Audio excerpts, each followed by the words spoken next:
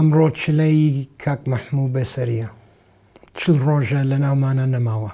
من سەرخۆشی لە کەس و کار و هاوڕێکان یەکەم. ئێمە وەکو ماڵی مام جەلال بەڕاستی وا حەسەکەین برایەکمان ڕۆشتووە. پیاوێکی پاک بە وەفا ئازا بە خەمی ئەمنیەتی کوردستان و یەکێتی بوو هەموو ژیانی سەری یەکێتی بەرز کردبووە. دڵسۆزی یەکێتی بوو. کاک مەحموود دڵسۆزی مام جەلال و هێرۆخان بوو. بەڕاستی بۆ ئێمە گەورەبوون بوو کە یەکێکی وەکو کاک مەحموودمان ئەناسی و ئەمان توانی ئەو ساڵانە بەیەکەوە بین. یەکێک لەو شەخصانە بوو کە دوژمنەکانی دڵیان نەهات قسەیەک بڵێن بەرامبەری. وا پیاوێکی پاک بوو، وا پیاوێکی ئازا بوو کە ئێمە دائەنیشتین.